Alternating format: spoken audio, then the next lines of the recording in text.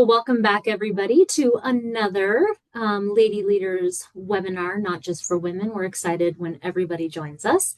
And this is going to be one that I think it's almost like you don't need it until all of a sudden you really need it. And that's getting unstuck, getting unstuck in both, in both work life and home life. And I just think I hear this topic a lot, and I hear it specifically about right now. We're almost done with quarter one, and people set lofty goals. And by the way, go back to our webinars before, especially in January, where we talk about goal setting. But usually, about right now, people can tend to start to stall out. And I think we all know that stuck feeling. It kind of feels like I know there's a million things to do. I just don't know exactly how to be intentional and execute or where. It's like we just get caught up in making a lot of lists, but not actually executing. And I always say it's like it's not because we don't have the motivation to do it, it's because we don't know where to start and we don't know really what levers for the biggest progress. And then I joke, as the doctors, I think often, in what I have found in my own life is when I'm kind of caught in that stuckness, I can tend to pass that kind of energy of stuckness on to the people around me and to the leaders around me. And so I find then nobody's having progress and we're really all just kind of hanging out in that stuckness. So I think the goal for this time today is my hope when everybody is done listening, people can feel like they have a couple of resources or tools to think about how do I start to create some progress, getting out of that stuckness, whether it be at home or work or both, and just finding a couple pockets of time freedom. So before we dive in, Ashlee, you can introduce yourself, but I feel like everybody already knows you after all of these. But as always, real quick, do an intro just so people know who you are. Yeah, do it. Oh, yeah. Hi, I'm Ashley. I'm COO here at Dental Success Network. And Summer and I have been doing Lady Leaders webinars for over 2 years now. So Yeah. we just love being here. Yep. Yep. And then just in case, and it's funny, because Kay, I feel like you're just like the celebrity. Everyone knows Kay, but just in case people don't know you, tell people about who you are and what you do. Sure. Yeah. Hi, guys. Thanks for having me. Um, 2 years. Congrats. That's massive. So my name is Kay. I work at the Dental Success Companies. And this year I will be with our organization for 9 years. I actually started as a executive assistant mentored by Ashley. So Ashley and I have worked together for many, many years, and it's been an incredible journey. And as I was looking at our agenda today and planning about some of the things that we were going to talk about, it came to me of how many areas Ashley has been just kind of like, we're going to talk about witnesses and accountability, and I just realized like she is a key person in my life for all of these things. So it is really special to be doing this with you guys and having Yeah. her on here.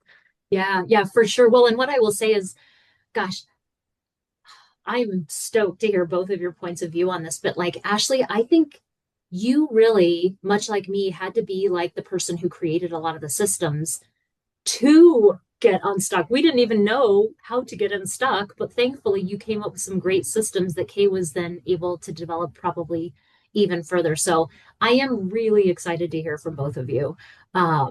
But when we talk about kind of that sensation, that feeling of being stuck, I would love to hear from each of you. Like, can you remember a moment or can you remember a time where you really did feel, and truly, I mean, stuck in mud, not just busy, not just overwhelmed, but truly that sensation of kind of just spinning. And do you know what I mean? Like you almost feel like you're just spinning and can't make any progress. What did it look like? I kind of want to hear from both of you, and I'll say whoever wants to start.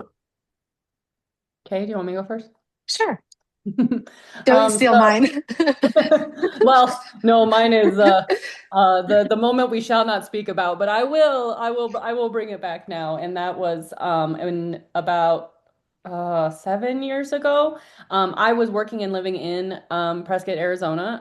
My partner and now husband was with me there too, but it was really interesting. I was kind of at a critical point personally, as far as I was just burned out, but I didn't know what that meant. I thought I could work my way out of burnout. And so when you talk about this feeling of being stuck, it was interesting because I was like, well, maybe if I move, then I will be unstuck. So literally, we packed up everything and moved to Colorado. Davis had gotten a job here, so it was perfect. And I was like, well, if I just change the location, then everything will be fine. If I'm just not there, that'll change everything.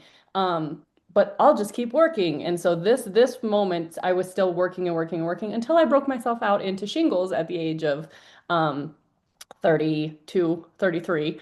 And the doctor's like, how old are you? And you have shingles? Like, and I just had no idea how to connect to my body and understand the signs of burnout, understand the signs of, I didn't know, I had no idea what setting a boundary was. So this was a time of, I had really just spiraled and spiraled and into this hole of, like you said, like mud and spinning. And I was like, if I just keep working, I will feel better. If I can just accomplish more, work-wise, which shifted from academics when I was in college because I was like, oh, A is for Ashlee.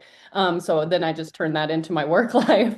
If I just do more, if I just keep getting told how amazing it is, how much I can get done, I will just feel better. And that was definitely not the case. So that Mhm. was a big turning point for me when my body literally broke out in shingles and was like, hey, you're gonna have to change something. You're gonna have to figure something out. So that was kind of the moment that I had to start looking at and noticing these stuck things. I think I was better at noticing when other people may have been stuck or like our systems and business and that type of thing, but I really wasn't great about doing it personally. Mhm. So that was my shift. Yeah, and that is one of the number one things I do here is do more. Yeah. If I just get to here, it's gonna feel better. And I love that because I think we're gonna touch that, but that was brilliant. So, Kay, what about you? What do you remember a moment or moments, period of time where you're like, man, I can recall feeling that sensation of being just stuck. I don't know what to do. Yes, there was there was in the very start of DSI, I realized that I have a very different version of stuck though. So I think this webinar is going to be great because Ashley and I are complete, I think, opposites in a lot of ways. And Mhm. so people White and listening black. to this will not will hear something from Ashley, it might not resonate, or me, and vice versa. And so for me, stuck looks like um, no movement. So when I know I'm not stuck, I could be busy or overwhelmed and doing things, but I'm always doing something. I'm a doer, and so Mhm. I know I'm really, really stuck or spinning my wheels when movement and progress in on that project entirely stops. And Mhm. what will I notice is I'll be incessantly thinking about something and making no progress, and that's very unlike me. And so that's when it really like hits me that, oh, I'm in a really stuck place and I have to do something like close a clarity gap, or so it's for me, when I recognize I'm stuck, I feel very out of control. So when Mhm. and I forget that I'm the captain of my own ship, kind of Yep. thing. So in early on in DSI, I read the book Extreme Ownership, and I think that that allowed, like, kind of opened the door for me to recognize and be much more aware of when I was feeling stuck. Mhm. Because I was okay. I was like, the solution is in my control. The the thought process and the decision making is in my control ultimately. No one, and I always tell myself no one's coming to save me. And so Mhm. when I think about those things, I give myself that power again to really consider what I need to do to move forward again. So stuck for me is no movement whatsoever, stagnation entirely, and but incessantly spinning my wheels mentally, and being so frustrated because nothing. I mean, even if you fail, you're making a little bit of progress because now you have knowledge or you have information. Mhm. So for Ashley and I think it's different. You had to Mhm. slow down, and I have to maybe speed up a little bit when it comes to being stuck. So that's kind Mm. of for Oh, me. And yeah. Ooh, that's so good, you guys. Because I think you're right. Like, what's funny is you can have movement with no progress. You yes. can have lots and lots and lots of movement. And I always say those are the people who can be really, really busy, but not, actually productive. And so I think to your point, like I've been on both sides of exactly that. And I think what can be really tough is because I tend to be more of like that visionary type person where I'll have lots and lots of ideas. I can waffle between both. I can start moving too fast. And so I'm going nowhere very, very quickly. And then I can realize that I'm stuck. Um, or I can end up spinning my wheels, sitting there thinking. And if I'm really honest, ladies, like I will end up hoping that other people will somehow fill in the clarity for me. And then I'm mad when they don't do it right. Now, I don't try to do that anymore, but I'm just saying I can say in times where I was stuck, I would do sometimes both of those. And you guys have been on the other side of either you are the visionary or you're on the other side of that visionary. And that can sometimes, depending on who is that person on the other side, that can also potentiate, those feelings of stuckness, I think sometimes too. And it's not because of the person, it's just because of how each of us work, like you said. Um, and so, what I thought next was okay, we've all identified that stuckness might look different to each person. Identifying it for yourself is really the number one thing. Because, like you said, Kay, nobody's going to necessarily see it for you. Ashlee, you're just such an intuitive human. You do notice it in other people. Plus, you're so in tune to it because you've had it yourself. I think you do see it quickly in others, but not everybody does. Like we really have to kind of own that sense of I'm feeling it. I'm noticing it. I'm noticing that I'm in that place.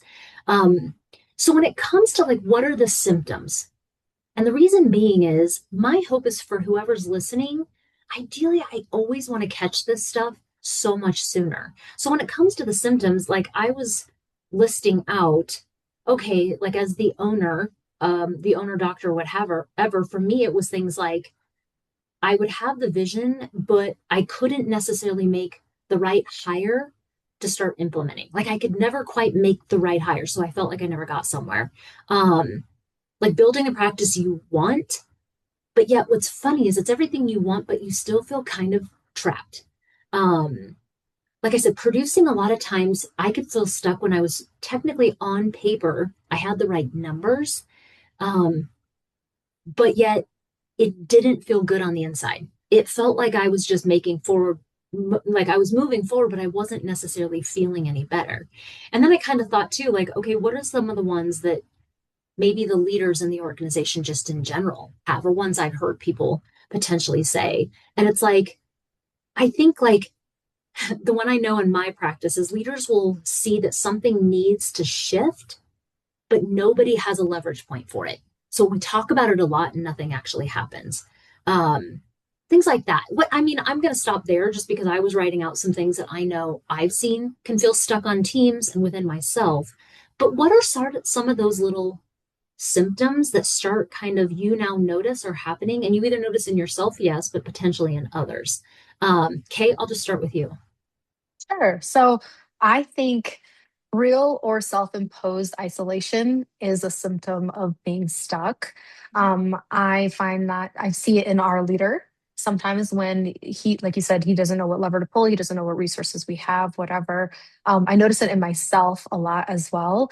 Um, Oftentimes it is self imposed. I will, because I don't know, I think I convince myself sometimes personally the resources that are available in a work environment are not available to me personally. So, if we're working on something as a team and we fail or it doesn't go as planned, we learn but there's that collaboration, there's almost like a dispersed sense of failure or learning together. Whereas it's on my own when I'm doing it.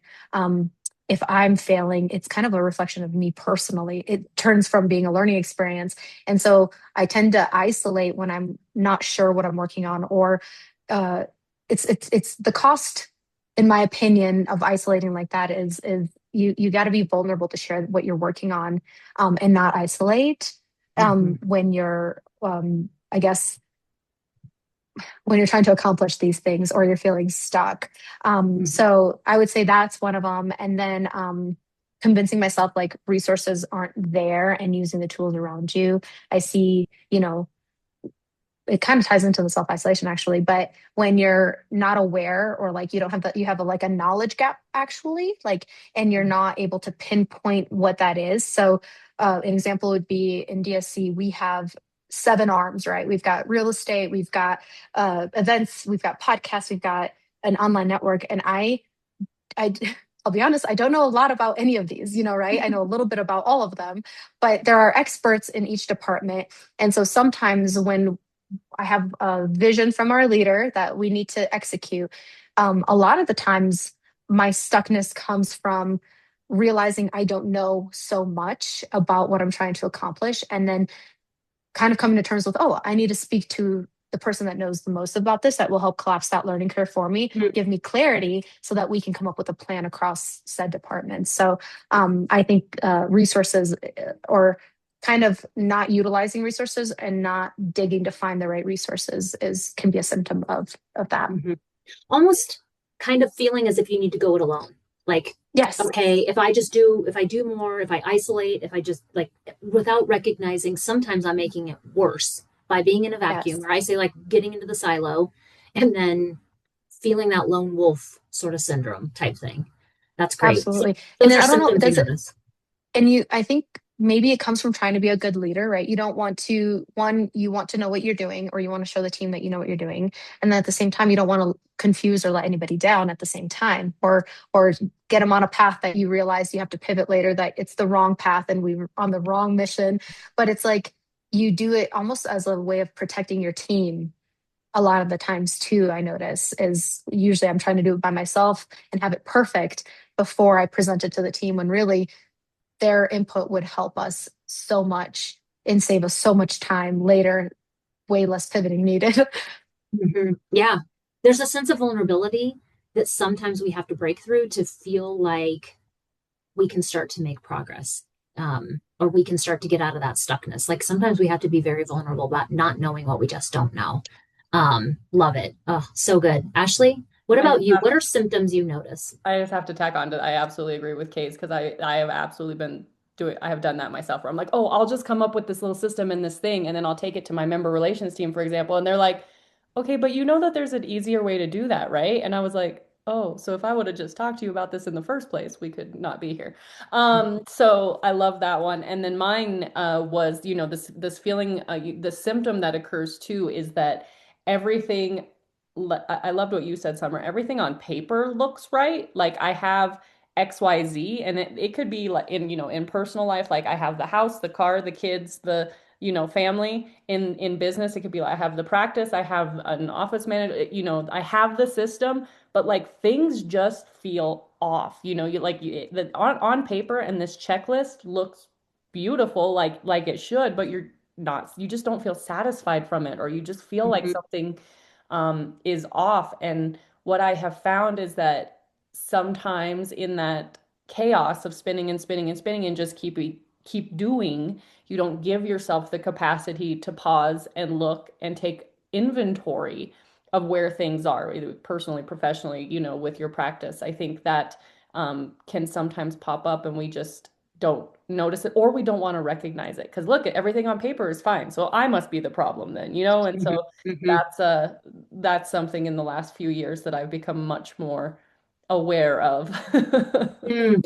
Which is really, really good. That not taking inventory of how much progress has been made, sometimes not stopping to recognize it actually leads us to a place of stuckness only because we do feel as if we have to keep improving something.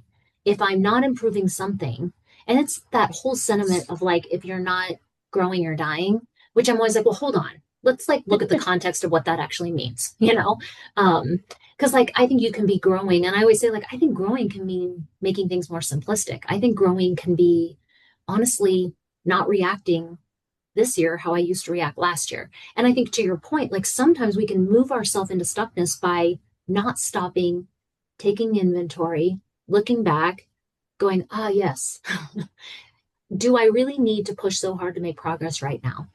And we can get ourselves to that place of stuckness prematurely just because we haven't. I love that. Stop to take the inventory. Um, well, and that actually leads really beautifully into those are some of the symptoms, and we're even moving into sometimes where do the reasons come from? How did we get there? We now kind of said isolation, not being able to see resources, not feeling like we can get vulnerable about what we don't know, not taking inventory, or all those symptoms that we might feel, looking good on paper, but not feeling it. Why do we stall out? What gets us there in the first place? And I was thinking about, okay, when I have been in that place of just feeling stuck, like for me, almost always, and I feel like Ashlee, I say this nonstop, but usually there's a clarity debt. Like I haven't taken that time, exactly like you said, I didn't take the space to really look at what am I really doing? Why am I really doing it? Does it still matter? Does it still feel good? In me moving in that direction, is it still what I want? Um, and sometimes like this is where like I loved that Ashlee, like just because we don't take stock of where we've been and is it working, we can get ourselves in a place of stuckness because we're almost charging forward with just this fuzzy plan. And I'm like, oh man, yes, you're right. Like that is exactly when I could find myself really stuck. So every time I was taking steps, like I said, I could even be moving fast, but it was just towards more uncertainty, if I'm really honest. Um, and I think sometimes too, I could get in that stuck place because I didn't ever really have a value alignment. Like what I was working towards, like I said, I just didn't stop to say, is this still what I want now? Is this still aligning? And actually, I feel like this is kind of a lot of what the webinar was in January, I think, as well. But I think for me, like sometimes there was accountability, but without any structure. So, holding my, like holding myself to outcomes with no system that had any real inputs around it. So I would measure a lot of times things that didn't really matter. Like I was measuring KPIs that didn't really get me anywhere, if that makes sense. I was just measuring stuff to almost measure it. So I could check things off, but not necessarily move things forward. So, I mean, those are things for me that I know were reasons that I could get to feeling and noticing those symptoms. But like for both of you, and Ashlee, I'll actually start with you this time. What were reasons that you actually got there? You knew that now you know the symptoms. You didn't maybe see them in the beginning, but what other reasons did you find you could get So yourself there? I have to add, anytime we do these webinars, you put together just the most incredible agendas. And as I was looking through this, the one that like stood out to me and I was like, oh my God, that's me to a T. You had mentioned people pleasing overhead.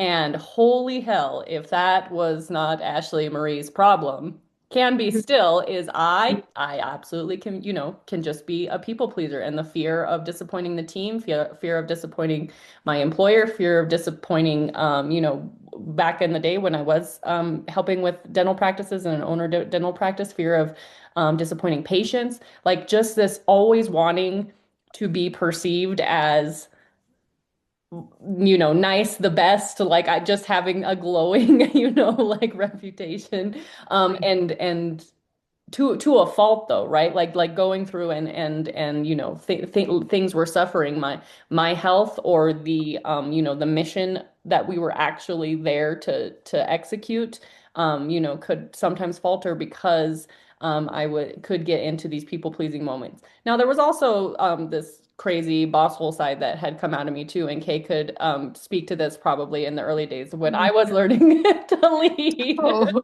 Not between her and I, but maybe some people who are no longer with us. Um, We've but all done it. anyway, I thought when you wrote that in your, on the agenda, I was like, bam, like that I have seen that just be something I don't think people can consider enough. And it's also hard to own, right? Like you're like I want the team to be happy. I want the and so you think that you're helping, you think that you're giving them everything they want every day off, every request, like you're being very, oh, what's the word? Generous and Amenable? I don't, yeah, yeah, yeah. amicable. something like that. Yeah. I'll put it in the show notes. Anyway, yeah, so I just had to super highlight that one because I Yeah. resonated with that one big time. Yeah, yeah. Oh, good. Awesome. You too, huh? Me Yeah. too. Okay, what about you? Kay, who has never I had this think problem. I'm just kidding. what? Who gets stuck? But I think for me, especially in DSI, it was alignment of values. Mm, So, like Mm. a misalignment, Mark and I actually just yesterday, maybe, I asked why because I didn't understand. And he misunderstood that as not on board, not on, you know what I mean? The word that came out of my mouth was why? Like just pure Right. curiosity trying to understand. And he got a little bit defensive. He's like, what do you mean, why? And I'm like, Yeah. no, genuinely, I need to understand so I can align. I want to know why we're doing this. um Mhm. and so I think when we don't ask that why question or align or get really clear on what we're trying to accomplish, I think we get stuck because Yeah. i I might actually disagree. And because of that disagreement or that not understanding, because I don't understand, I might have reservations about what we're doing, or I know about systems and tools we have that you might not know, so I might look at it differently. But until we get that clarity and alignment, I'm going to be Mhm. sitting here stuck, not wanting to do it your way or not wanting to do that thing because I think that there's a maybe a better way to do it, or vice versa. I might have an idea and he's like, no, because we're not aligned. And so I Mhm. think I think that one is a huge reason why we sell out, Mhm. especially team kind of collaboration wise. Mhm. The other one too, I think, is sometimes we're really close to the issue, and when we are really, really close to something, I think it hinders us to our creativity and problem solving and resourcefulness because we're looking at it from one way. We've started a story in our head that this is the problem and this is what it's doing and whatever. And so, like Alistair always says, he's like, let me help you with your brain damage because Yeah. that's not the problem or it's further upstream. And so I think sometimes when we are too close to an issue, we get stuck because we're no longer being resourceful or creative in problem solving. And I think that that gets us kind of sullen out. Hmm. That is such beautiful points from both of you that, you know, I think that does come down to a lot of times the value misalignment isn't even on purpose. It's a lack of true curiosity. It's a lack of actually wanting to get to the thing underneath the thing. And I always say, like, it's those conversations that are at the heart of that splinter that we often don't want to have. So we just move around it and we just keep moving around it, but the splinter stays there. And I can find people sometimes getting really frustrated with each other in regards to what the stories they think the other person has in their head and how they're not responding correctly. And it just keeps people stuck instead of getting really curious. No, really. What? No, really. I just need to understand why. Because I Yeah, think if I understand, I can move forward with better clarity of what to do next if I know. And I find yes, sometimes too, and I am so guilty of this, especially early on, when people would say that, I actually took it, one of my little triggers, the words everybody loves to use right now, was I'm like, you're questioning my authority. yes, And I'm yes. like, Or my oh, you're not. intelligence. They're questioning my Oh, that nothing gets me fired up more than someone thinking I'm stupid. Like, Yep. And that's what I mean is so a lot of times we can stay stuck just because we don't want to address the thing underneath the thing. And that takes being vulnerable and things like that as well. And then you throw this together, and another reason I put was like really just this compound effect of these small little daily defaults, these small things that start to accumulate can really get us to where we end up stuck because we just didn't have the conversation over here. We just tolerated over here. We just people pleased over here. You keep adding that up. We didn't ask for clarity because we felt kind of embarrassed. How many people, it's like, I've been here for 5 years and I am really embarrassed to just say, I don't get it, you know? And that's hard. I always think that takes so much strength when somebody has the guts to be like, I know I've been here a long time, but I don't get it. Yeah. I'm always like wonderful because that's what's going to keep us stuck. So that brings us to like what does end up breaking us free from that kind of overwhelming because I do think it creates exhaustion. I think it creates fatigue and I think it just creates a sense of complacency. Like you said, we can't even necessarily come up with creativity because we're just too stuck. What are the precursors, you know, to movement? And I'm like, for me, the precursors for me, even being able to think rationally, and you kind of hit it a little bit, Ashlee, is stopping. Stop and instead of doing more, thinking more, reading more books, taking more podcasts in, no, unplug, undo everything, and sit and just give myself the space to be like, I need a couple hours every week that cannot be filled with anything else other than just creative thinking. um, not inputs, not things like that. And for me, like I say, like whether it be paper, whiteboard, going out on a walk, and like just giving myself that space, that is the prerequisite for all great things to happen. It just happened to me, by the way, last weekend, where I finally gave myself that white space because I got too busy. And all the answers just kind of started coming when I just gave myself the space. So for me, moving from stuckness, that's my number one like precursor of how to start making things happen. What about you ladies? Ashlee? Mine is ownership. So Kay mentioned, extreme ownership. That is deep in our culture. If you all don't know, inside the dental success world, we believe in extreme ownership. Now, I will say, don't get me wrong, Jocko puts the fear of God in me to get me to move and not be stuck. But sometimes, though, the other piece to that is self-compassion and self-love around ownership. It's not, like it can be, hey, the reason I'm here is because of me.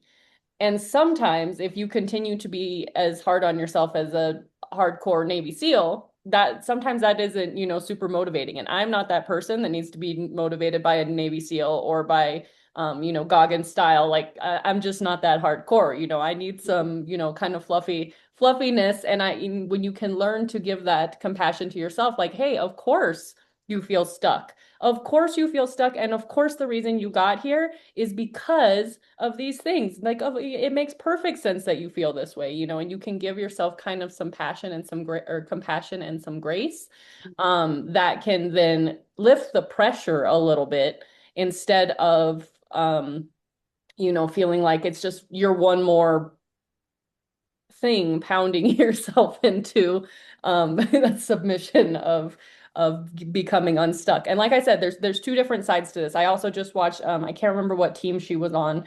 But it was a WNBA or college player, and she told her coach, "Hey, I like to be coached hard." And you see this video of this coach getting in her face and yelling at her, and she's like, I like that. I get motivated by that. At the same time, if you watch the coach's mouth, she's telling her, I believe in you, but she's screaming it in her face. But anyway, people are different, and I Yeah. think it's just important to know that it's okay if you're not being motivated by a ton of pressure. You can also give yourself grace and compassion that can help to make it feel a little bit lighter to move as well. Yeah. Oh, I love that. And by the way, we've never talked about it. I say the exact same thing. Mm. Because I'm always like, take extreme ownership, but make sure you're actually pairing it always with a sense of, and I did the best I could. I'm going to learn from this, and moving forward, I'll do it different. Yeah. Versus, let me sit. And I tell my leaders all the time, I'm like, how long do you want to sit and flog yourself? Because I'll be honest, I'll give you 5 minutes if you're going to do that. I do. I literally ask them. I always say, I'm going to give you 5 minutes. If you feel the need to do that, that's okay. But I'm like, I'm going to walk away and just come back if you feel like you need to do that. Because otherwise, I'm like, it really isn't helpful. And usually, when we're so hard on ourselves in those moments of what we didn't do and why aren't we stuck and where it's going to usually end up A, making it worse. B, we can tend to be hypercritical of others. And so when we're so critical on our, like we are so critical to ourselves, we can just tend to have that same characteristic to others. So as a precursor, I love that ownership with compassion, giving ourselves the white space time to really allow ourselves exactly that time for thought. Kay, what about you? What's your precursor? Just It's funny. I wrote down grace too because I think there's a mindset that comes with I think sometimes we're in this all or nothing mindset, right? So I think there was an analogy that I think about all the time because I can't always do everything all the time. And so I have to prioritize certain things. And we're juggling all these different balls, and some of them are plastic and some of them are glass, and we can't drop the glass ones. And so knowing what those are and being able to pick up another one when you're ready is really important. And so when we're training for a marathon that takes a lot of time, like Ashlee and I know I had to drop some things that I was working less on my personal projects because I had to dedicate certain time for this goal that I had, and just kind of knowing this is not the season for this project, and this is the season for this project, and knowing that that project is not gone, and I'm not giving up on it. But just knowing like, hey, like I'm focusing my attentions on here very intentionally. You can give yourself the permission to do that, to set something aside so that you can focus on something that, even if it just came up in the moment and you've been working on this for months and you're like, I had this deadline. It's like, hey, this came up. I didn't know about this 3 months ago. This is highly important now to me. And this is what I'm going to prioritize. And this, I'll come back to this. And just kind of trusting yourself that you're being honest with yourself and that you'll get back to it. So I think self-trust is one of the ways that we can actually break free of that, is knowing that you can count on yourself. I have this thing that I tell myself. I'm like, there's two Ks. Like there's one that's today, that's doing what she needs to do today. Like there is one that I don't ever want to do a bad job. And I actually, the more that I tell myself that, I can give that to others. So no one on our team ever wants to do poorly. They're always asking questions because they want to understand. When have I ever asked a question to test authority? Never. So it's like the more that I give myself that understanding, I actually can give that grace and understanding to our team. But then when I think about like the breaking free of it, is like I have this self-trust as like today Kay isn't ready to do this, but I know there's another Kay and something's going to activate and she'll show up and she'll do that. And so I say there's two Ks. So this today's Kay has to do this. This is important, or it might just be rest. It might just be reading a book or sleeping in or whatever. And that's today Kay, and this is what she needs today. When it's time, there's another Kay that comes out and she's going to GSD. And I trust that about myself, that I will show up when it matters and when it's time, and kind of giving myself that grace too, which is so funny. If you had asked Kay 5, 6 years ago about grace, she would have said, nobody cares, work harder. Do you know what I mean? It's like this thing that happens where you're like, oh, that doesn't serve me anymore, especially the busier you get. So all you busy ladies and not lady leaders. Um, it's almost like this evolution that happens where it's like you become kinder to yourself the more you have going on, and the more the grace you can give yourself because you trust yourself and you know you're doing your best. And so I'll say that. One thing too, maybe that's probably one that's really powerful, I think, is knowing how you work. So breaking free sometimes to me too means knowing how I work. I'm a night owl. I do things at night. I have tried. Ashley is a morning person. When we were training for our marathon, I would get updates in the morning about her 15-mile walk.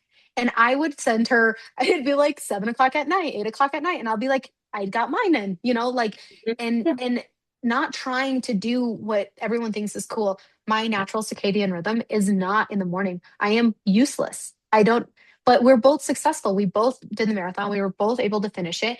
And I think sometimes there's just this pressure of like, do this, and you're stuck because it's not aligned to you and it doesn't work for you. It doesn't work for your family. It doesn't, it doesn't work for your Right. schedule or other obligations. And it's like, how do you work? Be honest with yourself in your life.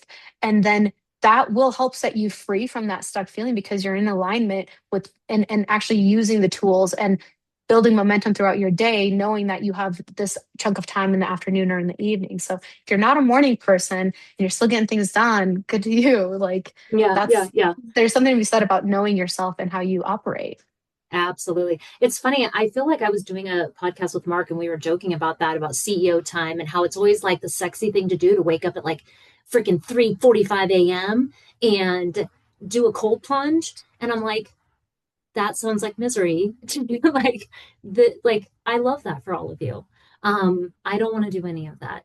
But am I still up early? And yes, I have to admit, Kay, Ashley, and I have been known to text at 6 a.m. We have about things. So I am an early bird, but I don't want to do some of those things to get myself going. And that's where I'm like, I'm with you. Like, really, what is going to make you feel good and successful and accomplished? Like, what do you need to set yourself up for success? And those are kind of that precursors to movement, the quiet time, the compassion, the owning it, and recognizing the grace that might be needed to give yourself space to figure out what do I need to be able to give myself what it takes to start to move. And then when you've given that, you know it, you're going to then be able to move to what's that very first step. And I'm like, name the gap, name where it is, because I find a lot of times we keep moving without ever naming what's not working. What is the gap? What's missing here? And it's, like sometimes we'll make, I always say like these ambiguous statements of like, the gap is I just need to be more organized. I'm like, too ambiguous. We're not going to end up doing anything with that. Like, what's the real gap? And that's why I said like clarity, being in like a debt or something, or just a default is usually my big thing. So I have to give my space, give myself the quiet time, own my past decisions, like you said, and say, and what's missing? Ah, I've never, if I'm really honest, I feel really stuck because I've never actually clarified blank. Um, And I think sometimes it's naming the stuff and it's not necessarily doing more, but like what might be even, I call them like the negative KPIs. Like, is it lots of reliance on you? Is it lots of turnover? Is it, I joke, like my kid's unable to do stuff for themselves. Like, what are those negative things that maybe keep me stuck or keep me from being able to have the focus and time that I need? Name those actual things first. And then for me, and I'm going to kind of go back to each of these with you guys, but then for me, it's like, okay, build the small steps in a defined timeline. And I'm not going to just sit here and be rigorous with it. I think you guys always know, like, I'm a big fan. I say all the time, just 90 days, because it feels more for me doable. I tell people if you love a year or 3 or 5, I'm like, awesome. Like, I can have a directional goal, but like, I can't hit hard and fast numbers in a year, 3 years, because too many things in my life change. I don't know about you guys. So for me, like, I want to benchmark 90 days. And then once I have clarity, it's like, okay, what's the next 3 steps and in what timeline? That for me usually works better because then I can even break it into like one thing weekly that I'm going to get. Okay, process, yes, I'm on track or I'm off track. So name the gap, build small steps with a defined timeline. And then for me, I'm always like, I joke, you can call it accountability partner if you so choose. I always have this thing where I'm like, I know what people mean when they say that, but like, I don't need anybody to be my accountability partner. Much like you, Ashley, and I think you said this, like I will always be accountable to myself.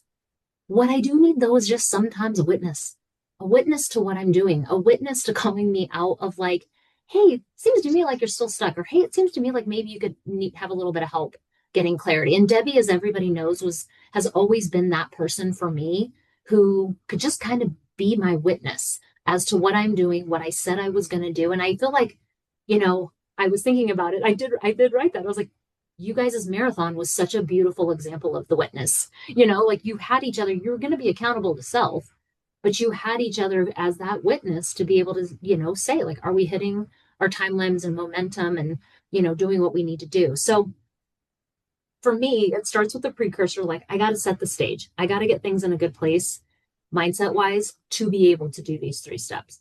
But then when I have the white space, I can start to move to name the gap with very specific clarity, build the steps in a defined timeline, and get a witness so they can watch me kind of walk through that process and I can do check ins. Um, I'll start with you, Ashley. Do you have more of a specific, like I said, going through those? Do you kind of do something similar, something a little bit different? No, I think that's very similar to what I do. I guess the within that section of identifying the gap, I'll just add really clear prioritization. I love that analogy, Kay, of the glass balls and the plastic balls. Like take a look at your balls, and see what type, well, what is actually the priority here? Because I think I deal with this a lot, or I not, but I see this a lot. Like, for example, when someone hires a new assistant and they offload everything, everything's a priority, right? So that means nothing's a priority. So you have to be very clear. And I think it goes right into, you giving yourself the space and time to think about it is identify what your priorities are, and what is the most important, and just being sure you're very intentional with that, identifying the gap, because you can identify it, but like now let's prioritize within it. Now let's determine, within those priorities even, uh, what are the first steps that, what's the first thing that has to be done within that priority too. So it's, kind of getting a little more micro on those levels, and knowing that you'll have to kind of invest that time, but it's good time investment, of course, right? Like we Mhm. talk about all the time. We have whole webinars on CEO time and why you need dedicated time and space for this. So that's my thing. What's hard is like, that's the hard work. Yeah.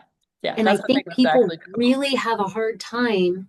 Like, I have to name the gap. And it's almost like I hear people all the times be like, it's almost like I have ADHD and I can't sit still and do that. And I'm like, I know. So if need be, go take a walk and do Yeah. it. Yeah. Like, Yeah, talking whatever. to a voice note. Like you can be walking and talking. Like do like that goes Yes. to Kay's thing. Recognize what you need. Maybe it's in the morning, maybe it's in the evening. Maybe it's Ben Kakas talks about that he's been walking every single lunch hour that Yeah. his office had. Like you find the thing that works for you and build your life around it. Yeah. Like I said, I know, I get it. Sometimes just sitting still can be so hard. So I'm like, so don't. Like you said, a lot of people use AI just to be able to use almost as like their own personal witness to what they're trying to accomplish. Um, so I love that. I think getting really specific of what the clarity piece is, um, and like, what do you need to do to give yourself that space and clarity to make sure that you're solving the thing underneath the thing. Anything else with the second or third steps, Ashlee, for you that you feel like you have a different, either a different approach or you potentially do something slightly different, whether it be around the like little micro steps and timeline? Like I said, I know you are a big, you don't need an accountability partner either, but No, yeah, I'm very like, again, that's being hard on myself, which is helpful sometimes, right? Like that's two Ashleys too. Like that's the one that'll get shit done and she holds herself accountable. I agree with your steps, Summer. Yeah, I think the having a witness is super helpful as well. And I love that you even mentioned that you can use AI for that. Like just talk to, these platforms and these tools. Brainstorm, think through if sometimes you're feeling like you can't talk to your team yet. I would encourage you though too, starting to build that relationship where you can talk to your team. And you had even touched on the vulnerability piece. Like that's a part of really good leadership, right? Is that vulnerability, showing up and saying, hey, I'm not sure what we should do here. Or, I'm feeling a little lost. What do you guys think? Like that gives you a lot more power, and that also empowers your team to start to own and lean into everything you're doing and creating within your business as well. yeah. Oh yeah. It's amazing. Sometimes when I'm so stuck, I'm like, it's incredible. Somebody was like, actually, that just came right to me. No problem.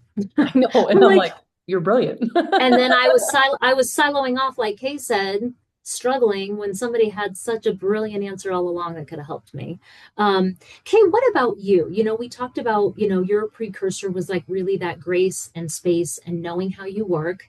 Like you said, which are the non-negotiables that you can't drop and which ones are the ones that it's okay to put down. But like really for you, like I said, those are my three steps. What for you are the steps that get you to move once you have created that grace and space and things like that? So I will say the naming the gap or like figuring out that I think that has to be the thing. So whatever you do to get to that place, it could just even be taking looking at your life and taking a really detailed, writing everything down that you're doing in a day, or where you're pulling, where you're getting pulled away from things that are important. It could just be, well, however you get to the place where you figure out what it is that's missing. Mm-hmm. Um, and the small steps into defined timelines, for me, I think what happens is I don't, I know reverse engineering is really, really important, especially if you have a big goal. But for me, I look at it as what's the one thing that needs to happen today? Like just not every month, not for 90 days for me personally, because like you said, so much changes in 90 days. If we're traveling, I can't do this one thing. I can't set aside this hour because we're on a work trip or, so it's like I do it on a almost a daily basis where I'm just like, what's the thing today that I have to do to move the needle forward? I actually got this really cool nudge counter. I think it's called a nudge counter, and it's a button that you press. So in my personal life, I'm having a really hard time doing a little bit of work on a project that I'm set a goal for. And I told myself this year, I was like, this is not this year, once a day, you're going to do one thing, no matter how small on this thing. And I have a button that I press that counts the days that I've done it throughout the year. And so because I was really struggling, but it's like, I don't have a 30, 60, 90 days that I'm planning out because a response from an email could change the whole direction of the project. Right. And so I actually have stopped kind of building it out that far. Um, Mm-hmm. but I do have this thing where it's like once a day, no matter how small, it could be an email, it could be setting an appointment on the calendar, it could be so tiny, it could be organizing the files in a messy folder that I have just to get a little more clarity. So in terms of the small defined steps and timelines piece, for me, it works best today. What's the priority and what's the small thing I can do right now? Um, Mm-hmm. and then the witness, I love that so much because as we talked about, Ashley is a witness to me on, we have physical goals that we're trying to reach together. We're both working on really big things physically. And Mm, then we're also have personal and goals that we're working on. And then in DSC, we also have goals, combined goals with our teams. And so what I love about having a witness, especially one that's in the same industry and or kind of understands the struggle a little bit more, because I could talk to my sister who will have very different perspectives and advice. So it's like there is something to be said about finding a witness that has kind of your baseline understanding of what you do and things like that, and your kind of a shared experience there. Um, but not only for just that, but it's like what I'll find is we share resources much easier because we've shared our goals. And so, we'll be like, oh, I know that you were doing this. I know you're working on this. I heard this article. You're going to love this, or this is going to be so mhm, useful. I just tried this new thing. It's perfect for what you're trying. And so it's mhm, not so much just about kind of like this shared struggle, but it's also about somebody it's just somebody looking out for you and keeping you in mind and helping to share resources with you that you may not be aware of. And so I think something like that is super important in a witness too, is just kind of how you can collaborate together, or feeling the support and somebody looking out for you, collapsing your learning curve in that, project or whatever is super important. So I love your three steps, by the way. I've mhm, never thought about how we get unstuck. I've never boiled it down to these three things. mhm, And I think mhm, kind of going forward, it's going to be such a great tool for me personally, because you kind of get there innately over time, weeks or months, you'll find yourself unstuck, but mhm, maybe you can recognize that, and then I can quickly run through this in a day maybe and apply this, and I just feel like it's going to make my life so much easier having this broken out like this. So mhm, thank you. mhm, Yeah, yeah. You know what's funny is I weirdly, as you guys have ever noticed with any presentation I do, I'm always weirdly like, how do I turn something that's kind of weirdly subjective into somehow steps? I don't know. I don't know why, but I always have this strange fascination with it. I joked with Addison one time. A lot of people are like, they overcomplicate. I'm like, I have the opposite problem. I try to oversimplify sometimes way too much. So I'm like, But I I'm, love it. I'm glad it's helpful, but I'm like, I do sometimes have issues with it. Like it can be a problem. But I think the last thing that, and I wrote it down because I was like, man, I forgot how powerful this was for me when I was getting unstuck. I wanted to be able, because I know the three of us care so much about being the best versions of ourselves as humans. And what I loved about having Debbie, who's in the industry, who knows me, and by the way, she loves me. And I think that's huge, is we always need to have the witness who genuinely wants our best at heart. And that can mean speaking truth in love. I always say, like, I never want yes people around me everywhere. I don't want that because I know that, like, I am looking to create a version of myself that has never necessarily shown up. If I'm saying I'm going to have these conversations as part of my kind of my unstuck things, I know I need to have these conversations to get to that clarity. I know I need to be this leader. I know I need to do this, or I need to show up differently like that. When I have a witness, in my opinion, she got to reflect back what she was seeing, whether I wanted to hear it or not.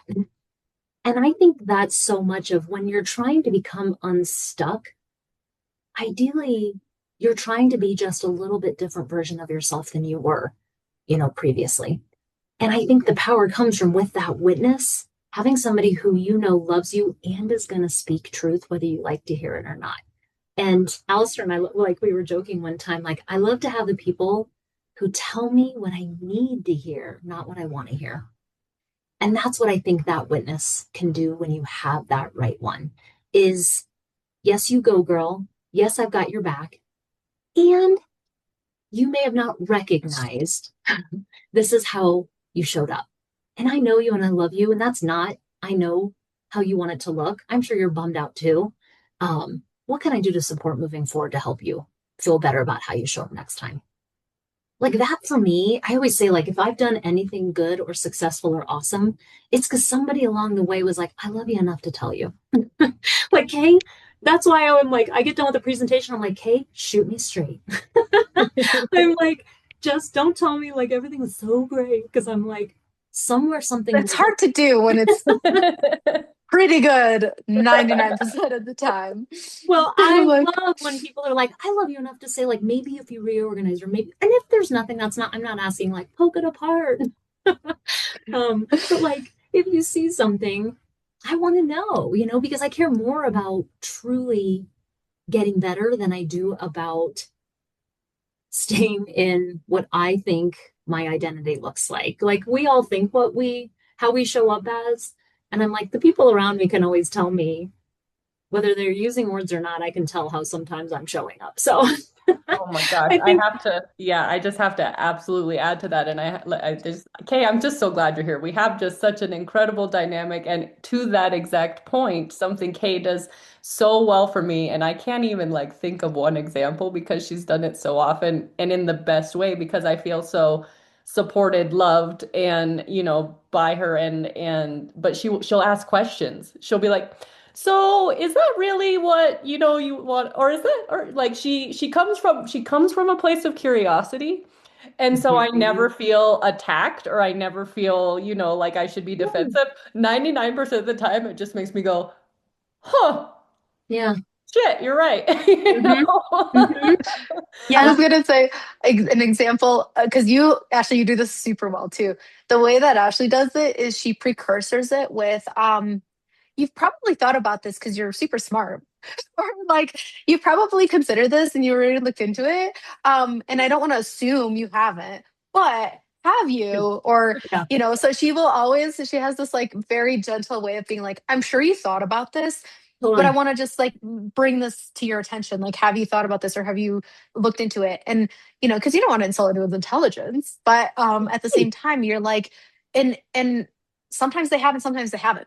Or, Right. I have thought about that and I've actually made a plan. That's a great concern. I thought about it. Here's my plan to avoid that. You know what I mean? But Mhm. yeah, like you said, you definitely need someone that's going to be truthful to you. And I think, is it Anderson? Somebody, it's like, if it can be, no, no, It, Alistair used to say, if it can be if ruined by the something can be truth, destroyed by the truth, yeah, it it should be must destroyed be. by the Yeah. truth. Yeah. Yeah. Yeah. And it's like, and that's just information. Yeah, So, exactly. And that's when you have somebody who loves you and genuinely wants the best for you. Um, like that's always at the heart of it is I want this for you. I want to see you be the very best version of yourself. And I mean that. Nothing makes me happier than watching you succeed. And here's where I can see, maybe you're missing something. And that's what I love is kind of having that witness can help you not only get unstuck, but can open up that world of possibilities, of creativity, of, almost that sense of greatness you didn't even know you had. It's funny as I was brainstorming with something with Ashlee recently, and as she was saying it, I was like, that's brilliant. Did you even know what a brilliant idea that was? Like, do you know how much people need? Like, sometimes when you're walking in your own gifts or you're walking in your own stuff, you don't know. Sometimes you can't spot, even that level of genius. And that's what having those witnesses that are both honest and love you can do for you. So, just to kind of recap and put it all together, I think, what we talked about is I think getting stuck, and to your point, Kate, it's part of life. We're going to get complacent. We're going to get stuck. We're going to get in a spot where we're just like, ugh, stuff just doesn't feel good. And for some of us, it looks like way too much momentum, too much going, going, going, trying to become unstuck. Some it's going to be, I am just stuck and can't move. I'm frozen. It's going to look different for different people. Um, the symptoms can be, not even giving yourself the time to take inventory, which can lead to that sense of isolation, not reaching out for resources or even acknowledging that they might be there, a lack of potentially having vulnerability, feeling like all the boxes are checked, but something just doesn't feel right. And how we can get there is often we have a clarity debt. Something's missing, and we've just been plugging along, never really identifying it. There's a value misalignment. We have accountability, but there's really no structure. We're just measuring things that don't always matter. We may be people pleasing as part of every decision, which just starts to accumulate over time. And so if we're feeling the symptoms, we know potentially what got us there. Precursors to movement, I think we discussed having ownership, but with compassion, having grace and giving ourselves just quiet space to some degree to think with a whiteboard, with paper, on a walk, whatever it takes, at whatever time of day it takes, just giving ourselves and making it a non-negotiable, give ourselves that space. And then name the gap. Where do we not have that clarity? And get really, really specific on the thing underneath the thing. Um, because you can't close that gap if you didn't identify it. Building, whether it be small steps or daily, what's the one step? What's the one next thing to do? And whether you want to create a timeline of steps or you want to create it day by day and then just look back weekly. Just set the next few steps. And then have a witness, have somebody that you know loves you, that can shoot you straight, that wants the best for you. And the great news is DSN, the atmosphere that we're in, it's full of people who I think want to be that for each other. So I think there are resources to reach out to if you're looking to find the witness around you. But really, ideally, just having somebody who can speak truth to you in love. Any final insights? Anything else recap wise that I missed out on? Anything else you guys have to share? You created a really amazing free resource that we're going to share in the chat on 3 moves to break the stall. So thank you for that, Summer. And Sure. then I just have to end with how amazingly grateful I am for both of you in my life. And this has been an incredible webinar. I got a little misty a few times even. I'm so, so grateful for you both. Like you said, Summer, you reflect so much to me back all the time. It's just helped guide me. Kay, Lordy, we've been through so much, and it cheers to the next decade as well. And yes, just so grateful for this. Absolutely. Thank Kate, you. thank you so much for just being on and giving so much of just your heart and love to so many of us. Like you're the behind the scenes just hero to a lot of things. And same with you, Ashlee. Like behind the scenes, both of you do so much to support so many people, including myself. So thank you both. Thank you for the time. We hope that everybody found some good insights and hopefully with the resource. Next time when you're feeling the stuckness, you'll know what to do. So we are excited to see you guys next month for another Lady Leaders series. And as always, if you have any suggestions for topics, please just reach out and let us know. So thank you, ladies. Thank you. Thank you. Bye-bye. Have a good rest of your day. Bye.